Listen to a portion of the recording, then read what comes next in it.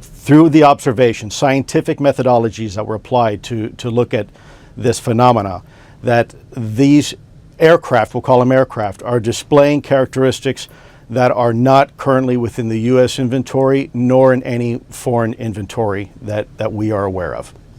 So I know you're being clear, but I mean, the answer is yes. I can't speak on behalf of the government. Obviously, I'm not in the U.S. government anymore. My personal belief is that there is very compelling evidence that we may not be alone, whatever that means. In December of 2017, the world met Lue Elizondo, a military veteran and counterintelligence officer who claimed to have run a secretive program that investigated UFOs. This would be some of the first public reporting on a UFO investigation program since Project Blue Book ended in 1970. Conclusions of Project Blue Book were: 1. No UFO reported, investigated, and evaluated by the Air Force has ever given any indication of threat to our national security. 2. There is no evidence submitted that sightings categorized as unidentified represent technological developments or principles beyond the range of present-day scientific knowledge. And 3, there is no evidence indicating that these unidentified objects are extraterrestrial. Lue Elizondo claimed that UFOs outperformed our best aircraft and were being reported all over the world. And he also helped release 3 videos of UFOs that helped propel the UFO conversation into the mainstream. Roger, there's troubleshooting. Well, if there's like that thing, it's rotating. Lue has become quite the figure in ufology, and he has recently released a new autobiography titled Imminent that sheds more light on who this enigmatic figure is. It should be noted that this book was DOPSR approved, and it could be full of disinfo for our adversaries or blatant lies. In this video series, we will cover Lue's life as described by Elizondo. We will see the influence his Cuban heritage had on him, his career in the military, and then his account heads towards the weird, where Elizondo would claim to get involved with remote viewing programs and eventually with UFO investigation programs. Tonight, CNN has learned the Pentagon had a secretive program to research UFOs like the one Fravor spotted.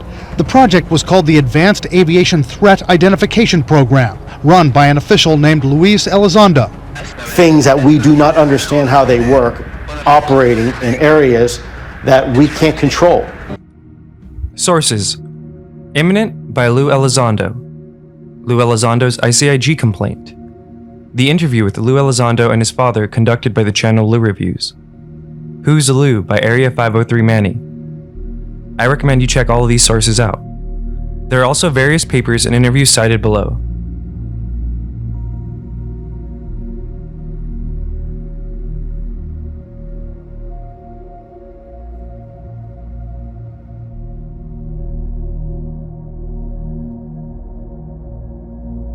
Before we start, I just want to say a quick disclaimer about Lue Elizondo.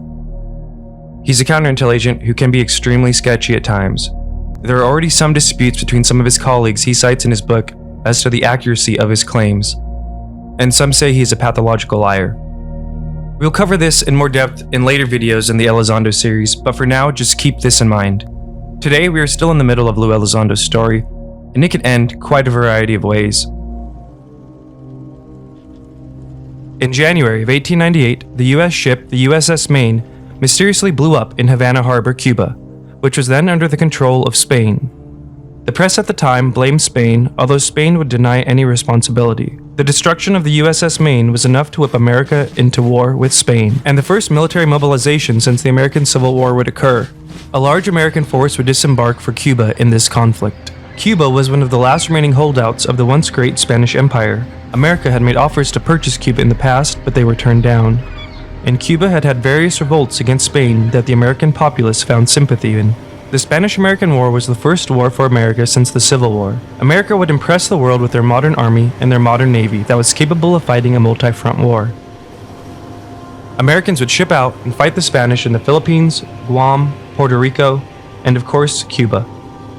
The US forces would land in Guantanamo Bay, Cuba in June of 1898, and began making preparations for their war campaign against the Spanish forces stationed on the island.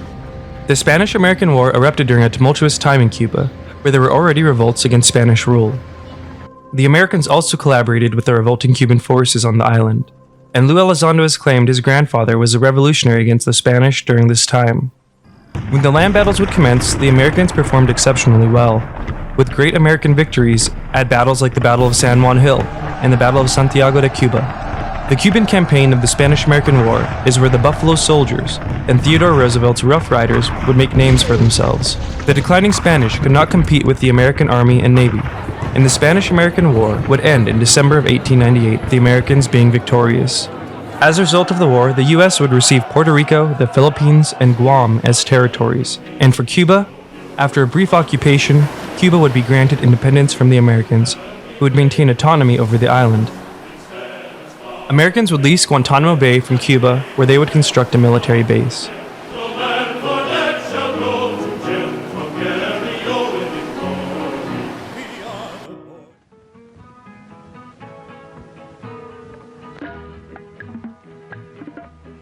Into the 1900s, Cuba would become a de facto colony of America in all but name. Cuba was rich in resources, particularly sugarcane and cattle, and over time a large amount of these resources would come to be owned by U.S. corporations. Cuba also became a hotbed of American alcohol running during Prohibition, and being so close and so beautiful, Cuba became a large tourist attraction to the American populace. The early 1900s were a politically tumultuous time for the new nation of Cuba. The Americans, reigning their de facto sovereignty on the island, would use its military to help quell various revolts during this time. In 1933, the Sergeant Fulgencio Batista would come to power in a coup. Batista would help propel American interest in Cuba, and help promote tourism to Americans, as Cuba became a favorite hotspot of American celebrities like Ernest Hemingway and Dean Martin. Batista would also cozy up with the Italian mafia, and to American mobsters like Lucky Luciano, who turned Havana into a Caribbean casino paradise, a hotspot of gambling, drugs, and prostitution. Under Batista, Cuba would participate alongside the Allies in World War II, where they played a key role in the Battle of the Caribbean, repelling German and Italian U-boats in the region. During this time, Luis Elizondo's father, Luis Elizondo III, was born in Cuba in 1940, under the Batista regime. And here's Lue Elizondo's father speaking about his early life in Cuba during this time. I was born in a bubble, in the sense that there were no real needs. I had clothes, I had food. If I needed shoes, there were shoes. We were not upper rich, super rich, but we had a good, comfortable life. My father was a professional and my uncle was a professional. They were doctors, they were in the professional business, and we were doing okay. And living in suspension, in that bubble, I really had no needs, no wants. Everything was taken care of. Big, loving family, very honest, very principled, very intellectual. Following the end of Batista's term in 1944, Batista would immigrate to the US for a few years, laying low, until he decided to run once again for president of Cuba in 1952. Facing certain defeat in this election, Batista would once again instigate a military coup and take Cuba by force. But Cuba's political freedom is ended as Batista cancels the June 1st elections, as his soldiers patrol the streets to establish what he calls disciplined democracy. This latest coup would be backed by the United States. Here we see then Senator Richard Nixon establishing diplomacy with Batista after the coup.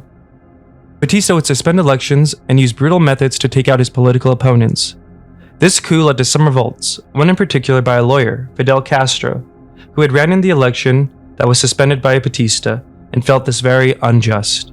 Fidel Castro was jailed by Batista after an attack on a military barracks following Batista's coup. Batista also put in place policies that saw a majority of the wealth generated in Cuba leave Cuba for foreign corporations, and a majority of the land to be owned by foreign entities. Batista would also outlaw the Communist Party, a move that greatly pleased the Americans as the Cold War against the Soviet Union was now in full swing on a global level. It came when my government stopped the Russians from using Cuba as an exchange point in their international spy system. Batista ruled with an iron fist, and his forcible taking of the election caused many Cubans to view him as a brutal dictator. And the elder Elizondo was soon at odds with his government. And the crisis came when I realized that something was not working in society. And that set me in a course of conflict with my group. And so it happens that without even trying, I had to make a decision, and I did, that put me in conflict with the regime at the time, which was Batista.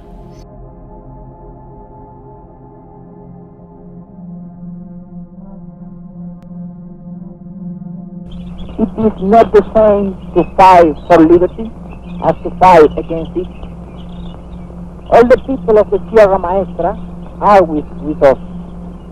We have struck the start of the revolution.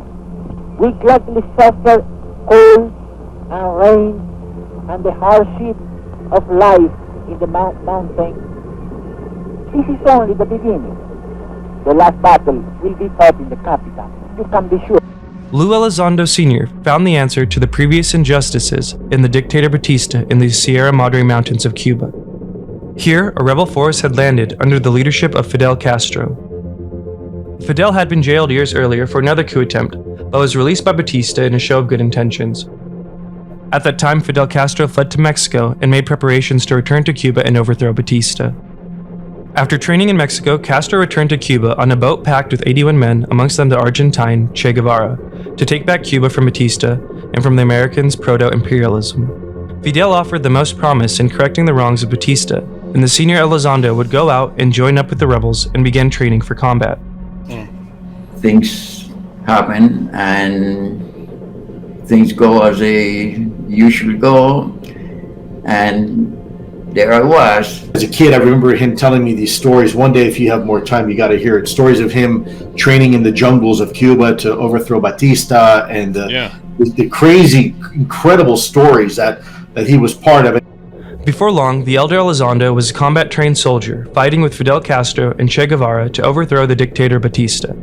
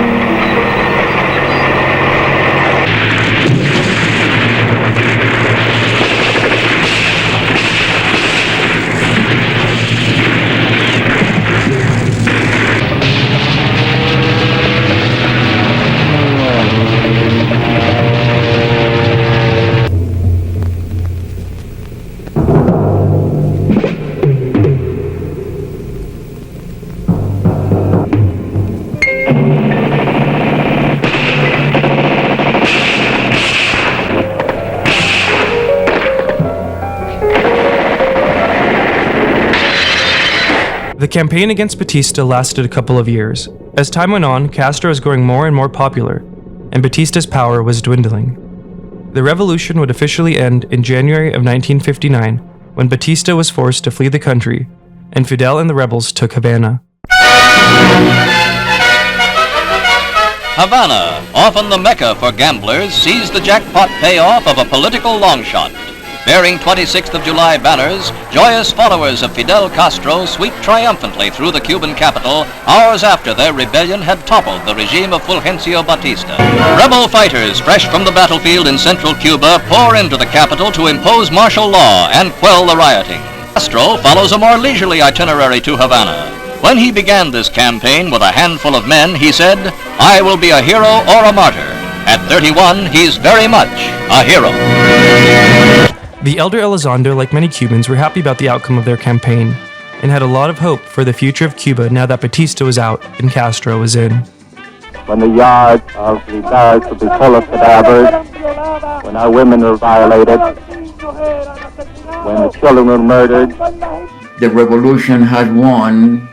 The people that I feel sympathy for won. There were people that were fighting the same beast from a different column, for a different mountain, but there again, we had won. But as time went on, the elder Elizondo grew disillusioned with Castro, who was getting closer and closer with the Soviet Union and the international communist movement. Castro went on to imprison and execute many of the old Batista regime, but also many who had fought with him. Castro had also put limitations on freedom of speech, and Castro also seized property from native Cubans and American corporations in favor for left-leaning policies. The cry in Havana is, Cuba, see? Yankees, no. The trucks belong to the American-owned Cuban Electric Company, recently nationalized by the government, along with the telephone company, also American-owned. His latest blow against the United States, the seizure of $750 million of American-owned properties in Cuba. The elder Elizondo would feel betrayed by the new regime he helped instill. And it so happened that I had conflict with that system also when I didn't understood and it was not explained. I was politically naive at the time. And then later on, Castro says, you know what, I'm going to go communist. And my father says, hey, that's not what we signed up for, Jack. You know, you said freedom. We want to be away from tyranny. And of course, right. Castro is looking at between the U.S. and Russia at the time and makes a decision. He's going to side with, one side and the rest is history. And I rejected them because what I consider was a betrayal of the revolution, which put me in conflict.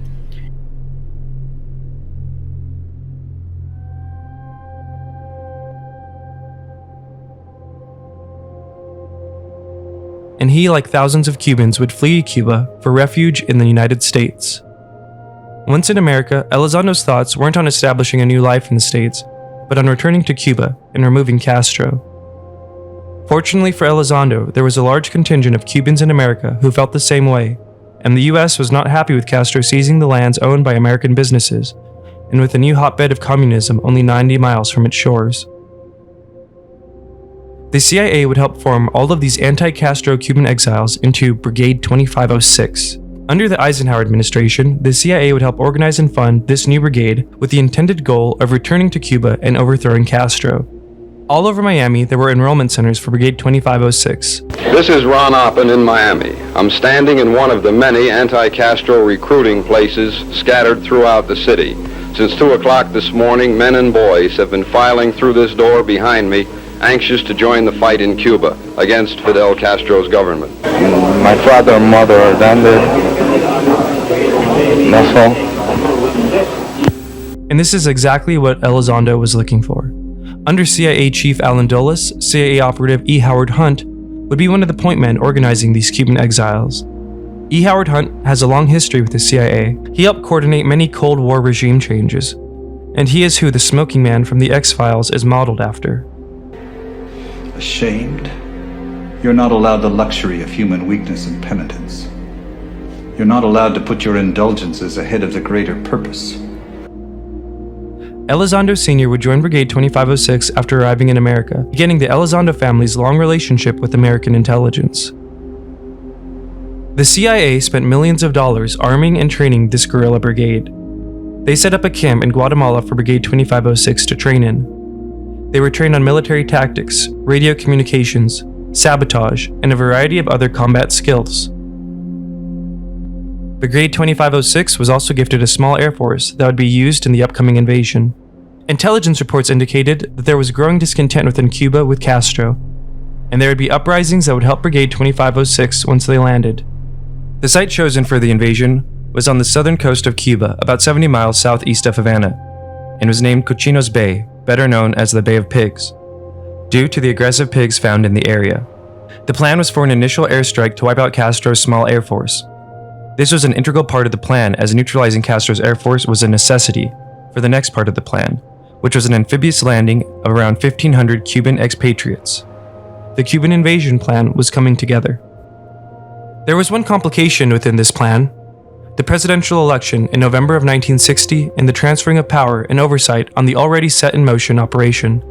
On the campaign trail, JFK was calling for tough policy regarding Cuba, which caused many Cuban exiles to support Kennedy, who thought he supported the removal of Castro.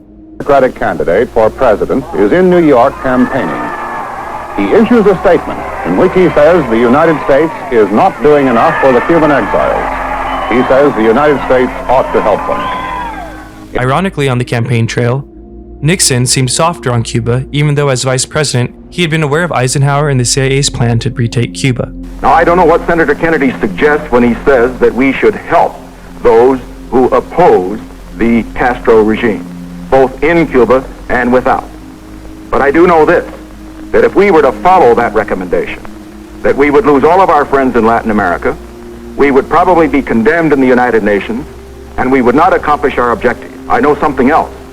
It would be an open invitation for Mr. Khrushchev to come in.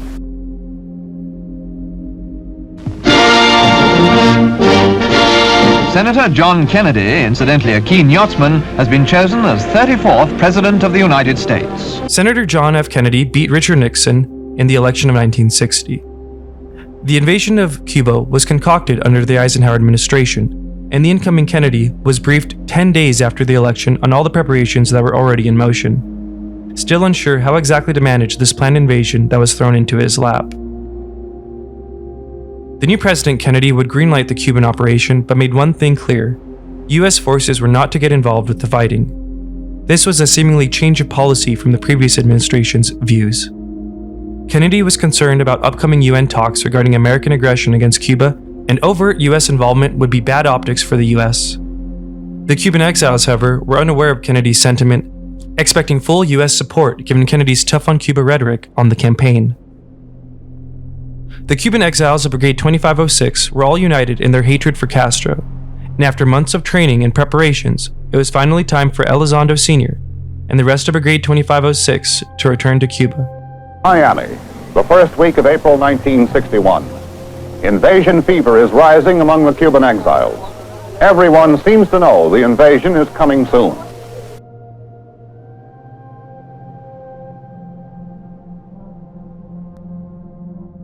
The Bay of Pigs invasion was precipitated by a series of airstrikes against Castro's Air Force on April 15, 1961.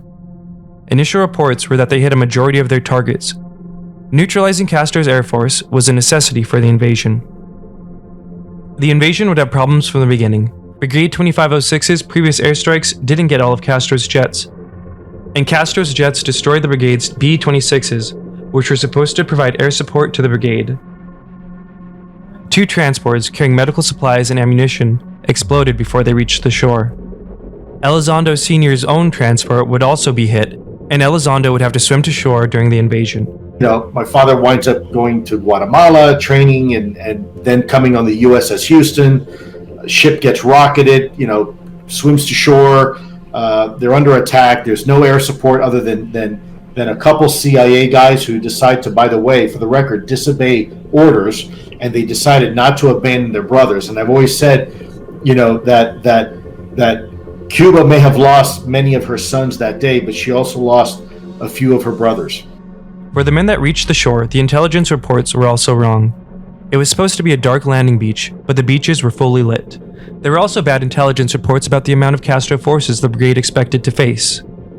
Intelligence reports had indicated that they would face 5,000 Cuban forces on the beach, when in reality it was over 20,000 against the brigade's 1,500. And Fidel Castro himself would come and take personal command of the Cuban forces.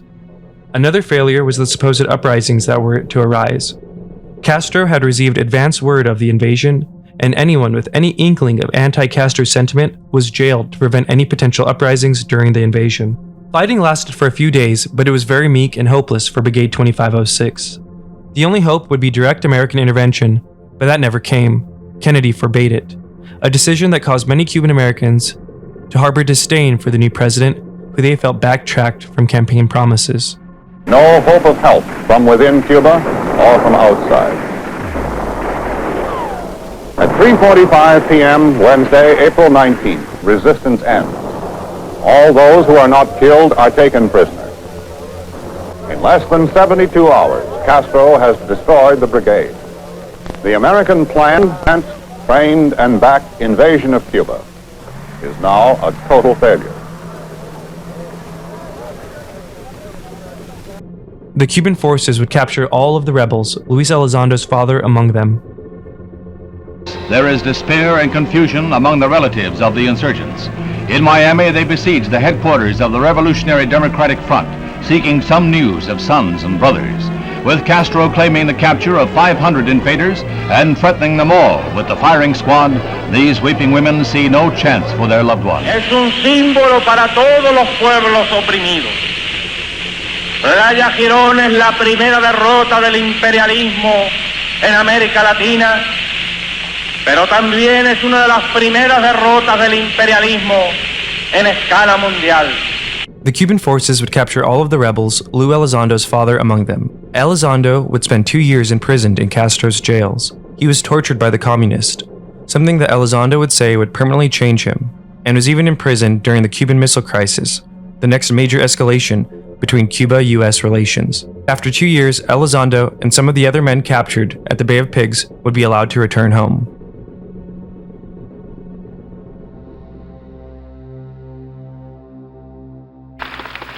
Gentlemen of the Brigade, I need not tell you how happy I am to welcome you here to the United States. Es un honor para mí el estar hoy entre un grupo de los hombres más valientes del mundo. What a profound impression your conduct during some of the most difficult days and months that any free people have experienced.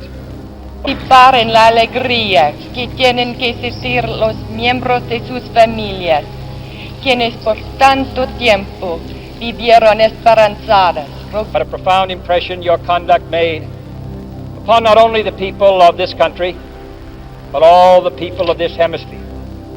Even in prison, you served in the strongest possible way the cause of freedom.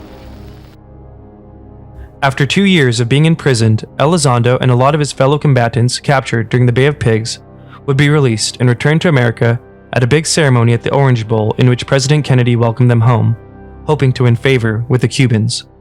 Once stateside, the elder Elizondo still longed to remove Castro from power, now more emboldened by the years of torture he faced, and he would join the group Alpha 66. This is Al Dempsey in Miami, just 5 minutes away from Miami Beach's lush multi-million-dollar hotels. Men are training to fight Fidel Castro's. Alpha 66 was the spiritual successor to Brigade 2506. Alpha 66 was composed of anti-communist, anti-Castro Cuban exiles, and they would train and finalize operations against the Cuban state for years. The intelligence community would call on Alpha 66 for all kinds of nefarious operations, and even set up an infamous assassination team all centered around killing Fidel Castro. This assassination team would perform many assassinations around the world for the CIA, and they would be considered a terrorist organization in many countries. The alliance between the CIA and the Cubans rears its head constantly throughout the latter part of the 20th century. So it's like a subterranean narrative that runs through the latter part of the 20th century. The CIA and right-wing elements in American politics using the Cuban Americans to do all kinds of dirty covert deeds. And we're talking about terrorist activity, assassination of an ambassador from Chile right in Washington, D.C., blew up his car because he was sympathetic to Castro. A bomb planted on a Cuban jetliner flying from Panama City to Havana. 73 people killed, innocent people, including the fencing team from Cuba, young people. The Watergate burglary, 5 out of 7 of the burglars were Cubans, Bay of Pigs veterans. Really? They had been recruited by a guy named E. Howard Hunt, CIA agent who was one of the orchestrators of the Bay of Pigs invasion. A dirty war was waged by the anti-Castro underground in combination, in partnership with the CIA. And so the CIA would come to these Cuban exiles, the militant exiles, and they'd say, go do this operation, go do this burglary at the Watergate, and then we go get Fidel. Go do this assassination, and then we go get Fidel. And the Cubans were always ready and willing. There are even some who connect Alpha 66 to the assassination of JFK. Oh, you'll excuse me if I am out of breath. A bulletin. This is from the United Press, from Dallas. President Kennedy and Governor John Connally have been cut down by assassins' bullets in downtown Dallas. They were riding in an open automobile when the shots were fired. The president, his limp body carried in the arms of his wife Jacqueline, has rushed to Parkland Hospital. A flash from Dallas. 2 priests who were with President Kennedy say he is dead of bullet wounds. This is the latest information we have from Dallas. Lee Harvey Oswald was being held as the alleged assassin. I'm just a patsy. President. There is Lee on the wall. He's been shot. He's been shot. Now, there are a million theories about JFK that we can't get into too deep here, but people might not know how connected the Cuban exiles of Alpha 66 are to many of the prominent theories regarding the assassination. Alpha 66 founder Antonio Vasiana would claim Lee Harvey Oswald was seen with CIA officers days before the assassination. He was associated with Maurice Bishop, and if Maurice Bishop was intelligence, he was working for the intelligence service in the United States, I don't doubt that he was working with him. In your work with the Fair Play for Cuba Committee, what are you advocating? We advocate restoration of diplomatic, trade, and tourist relations with Cuba.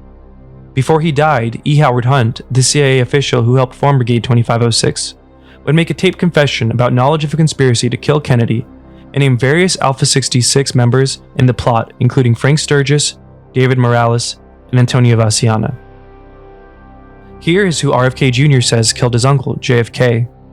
And we know who they were. You know, it was David Adley Phillips, it was Bill Harvey, it was E. Howard Hunt, it was Alan Dulles, it was James Jesus Angleton.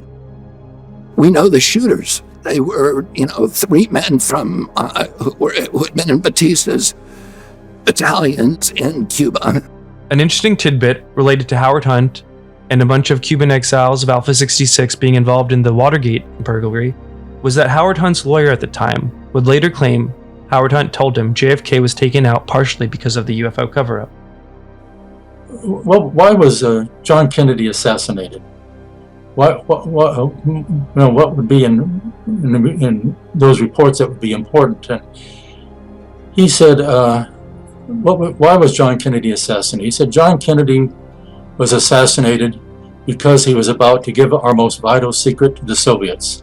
About to give our most vital secret to the Soviets. And I was stunned by that. I mean, John Kennedy, our president, Soviets, and I never even heard about such a thing. And he said, and I said, well, what was that? And at that point, he leaned forward and looked right in my eyes, directly in my eyes, and he said, the alien presence. I'm not saying Luis Elizondo's father was involved in the assassination of JFK, but he was involved with the CIA-backed Alpha 66. The torture he experienced in Castro's prisons instilled a lifelong hate in the elder Elizondo. Elizondo would continue to train in military tactics with Alpha 66 for years, hoping to return to Cuba and remove Castro.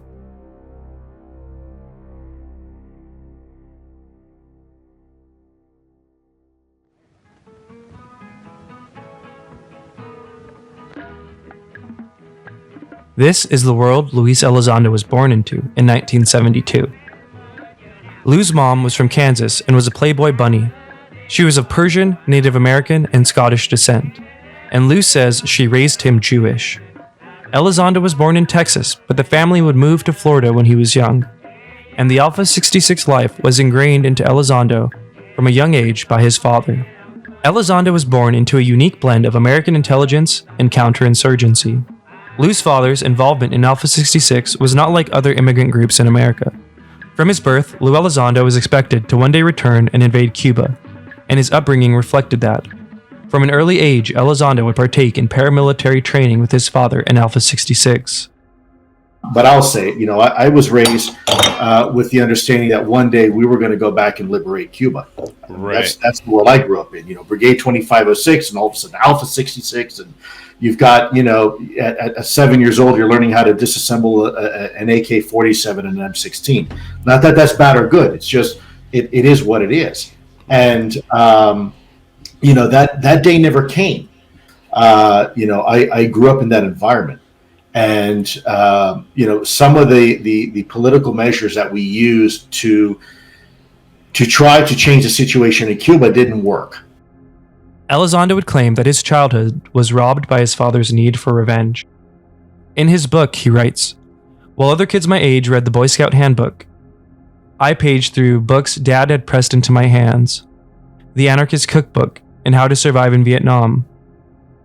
In a previous life, my father and grandfather had both been skilled bomb makers, so Dad would take me and some of my friends out to a remote parking lot and teach us how to construct our own rocket launchers out of PVC pipes, explosives, and a 9-volt battery.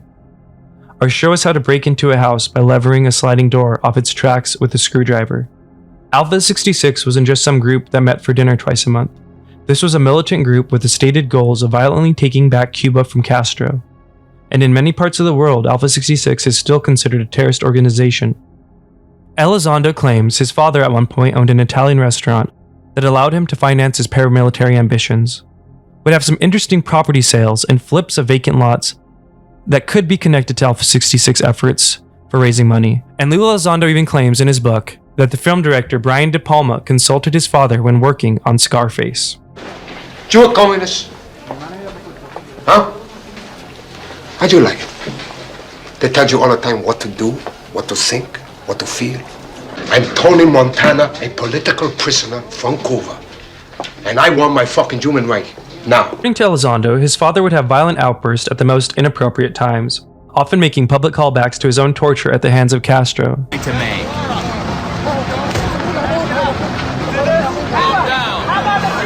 God bless you, my brother. It's harder and harder for them. Until we stop, they have to go to someplace else. Lue Elizondo says as a child he was bullied, and that he lived in constant fear and paranoia of his bullies. Lue also says that when his father found out about his bullying, his father went to his PE teacher and threatened to murder him in front of all of his classmates for allowing it to happen. Lue's parents would get divorced when he was young. His father remained angry at Castro, and according to Lue, his mother would always have a new boyfriend that Elizondo felt used her. Elizondo says he was really bad at reading, and in high school he got into a lot of fights, not wanting to be bullied anymore. He was angry and emotional. To help curb all his anger, Lue would join ROTC to help with his emotions and lack of focus. He loved JROTC. He felt like it was composed of a bunch of outcasts like him. Lue would graduate from high school and go to the University of Miami. Lue says he chose the hardest majors, microbiology and immunology, to spite his teachers that didn't believe in him. In college, Lue would meet his future wife, Jennifer. Lue also claims he worked as a bouncer in a nightclub, and Lue would say that he enjoyed being a bouncer because it allowed him to get paid to beat up bullies.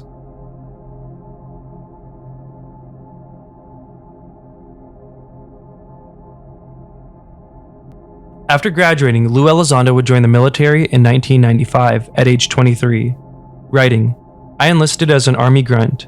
I received the best training one could ever ask for. Weapon skills, hand-to-hand combat, life-saving techniques, etc. Once qualified as a soldier, counterintelligence special agent, what everyone in the Army called a 97 Bravo, I learned how to conduct surveillance and counter-surveillance, read body language, and conduct source recruitments." Lue says his first assignment was in South Korea.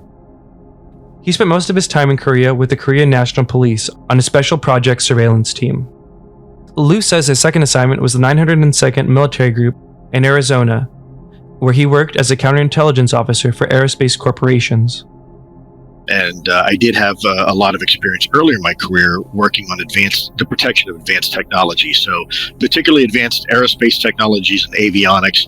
So weapons platforms and weapon systems like the Apache Longbow, for example, or some advanced missile systems and the Tomahawk cruise missiles and high energy lasers. His primary job was to lock down sensitive, top-secret technology from foreign spies who were targeting major defense contractors like TRW, Raytheon, Boeing, and Lockheed Martin. Here, Lue would run background checks on potential hires and would try to plug any security leaks. After about a year here, Lue claims he was recommended by a superior to meet with a man named Eugene Lessman about getting Lue involved with the Army's Great Skills program. Lue was unsure what this meant, and he went on to meet with Gene Lessman. Little did Lue know this would be the beginning of his entry into the world of anomalous phenomena.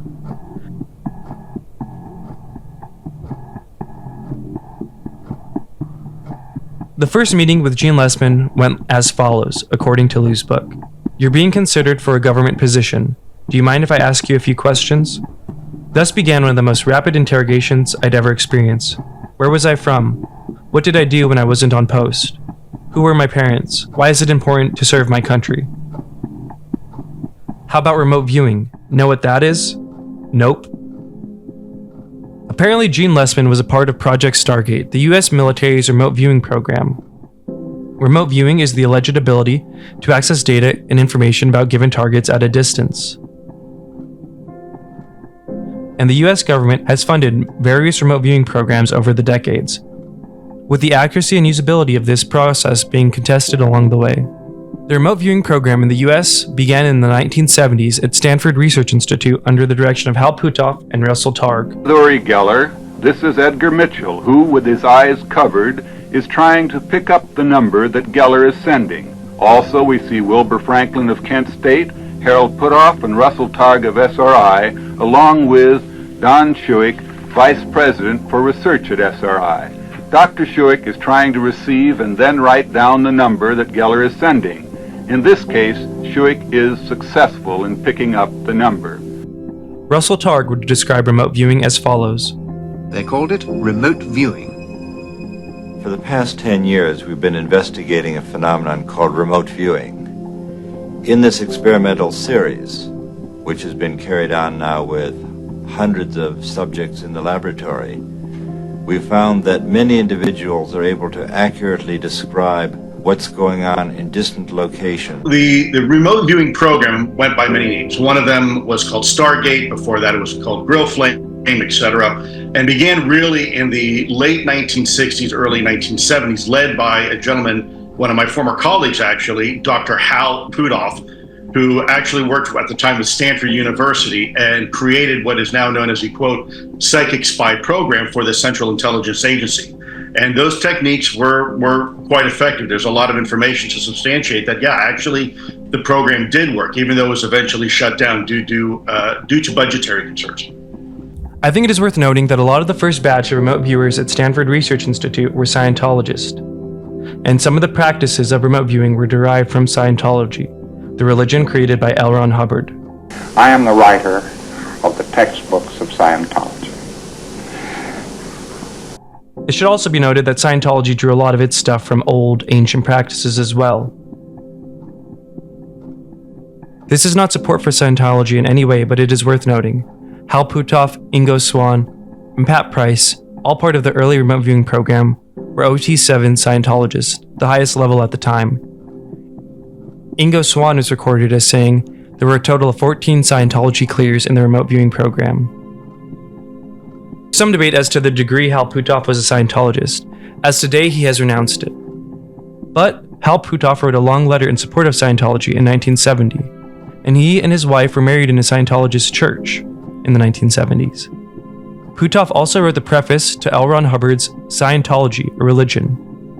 According to his book, Lue Elizondo would not meet Hal Puthoff until 2008, about a decade after the time we are covering now. But this is how Lue Elizondo would explain Hal Scientology's escapades to his then friend Jeremy McGowan. Right there, that I had this concern. Hal appears to have been in Scientology. I was just reading a Wikipedia article. Didn't really know any background. It was interesting, again, looking back, to see how Lue defended that. And he told me, and I'm paraphrasing because I don't have the direct quote, but he told me that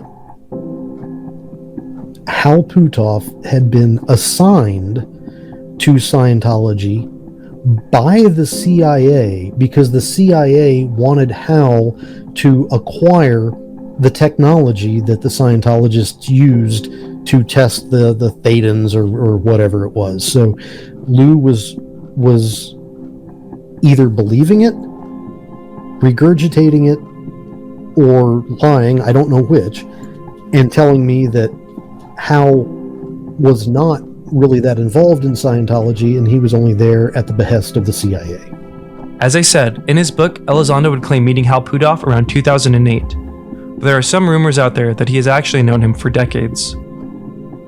What I know is that I've been told by people who worked directly shoulder to shoulder with Lue Elizondo, their mouth to my ears is that Lue Elizondo has known Hal Puthoff for decades, is what I was told directly. And then I saw someone tweeted, Kate Howland, I think her name is, who's a big, UFO fan, Elizondo fan. She says that Lue gave her one of his psychic journals or psychic manuals is what it is, and there's a photo of it, and it's from the 80s. It's It's dated like 1986, I believe. Look it up. You could zoom in and it's like, there it is. It's like this psychic manual she claims Elizondo gave. So I think Lue potentially wasn't as forthcoming. As I said, Hal Puthoff would denounce Scientology eventually, and the program would bring in many more people that weren't Scientologists. But there is no denying that it was a part of the program's history, and Elizondo would not include this history of Scientology when discussing the history of the US remote viewing programs.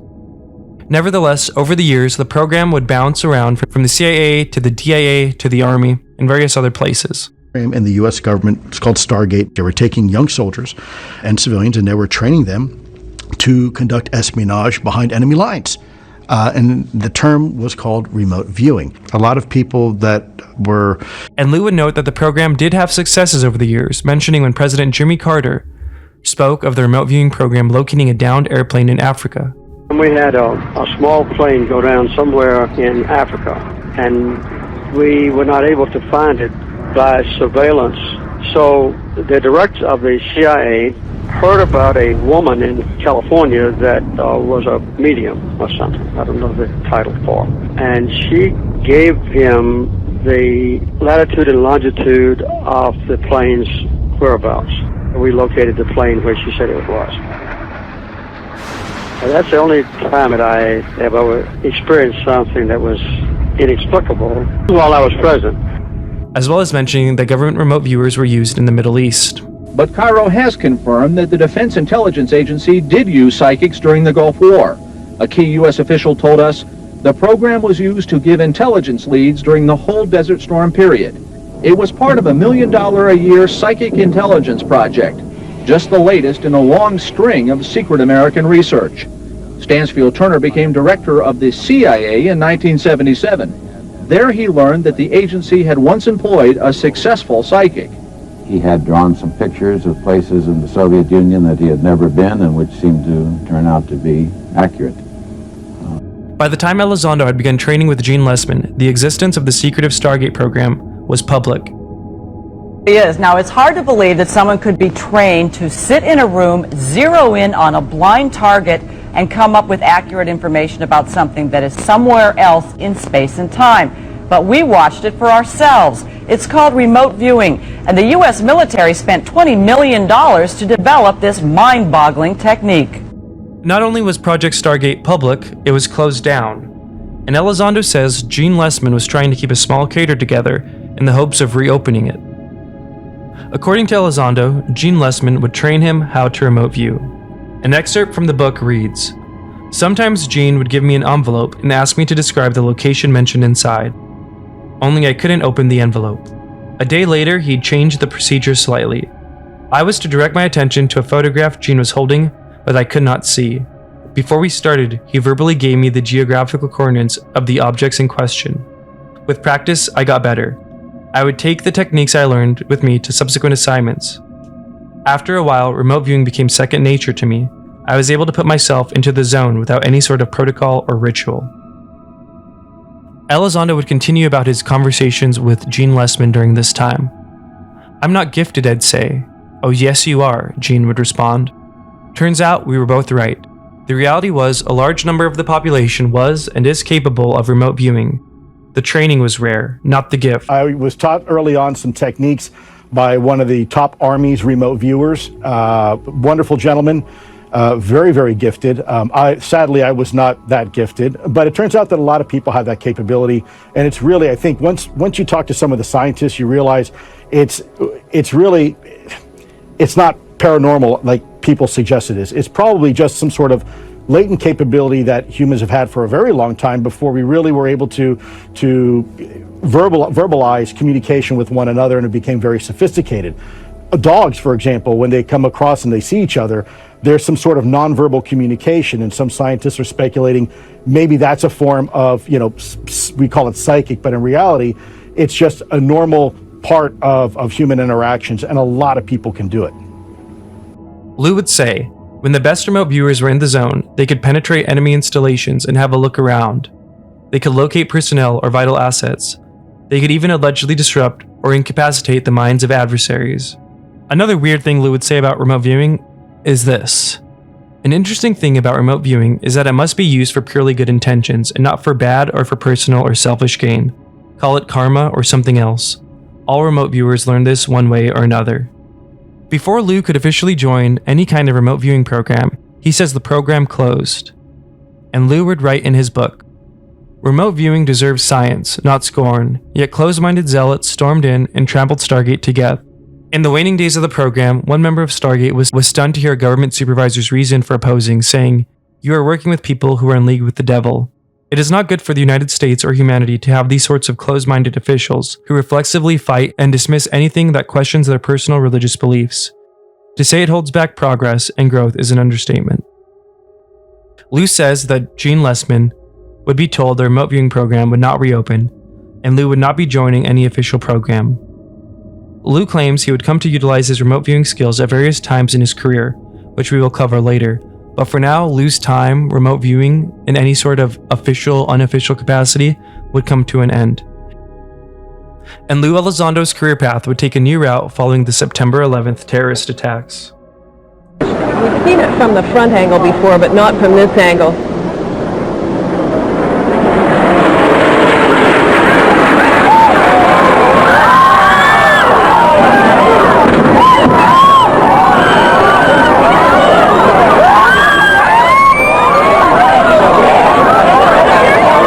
On my orders, the United States military has begun strikes against Al-Qaeda terrorist training camps and military installations of the Taliban regime in Afghanistan.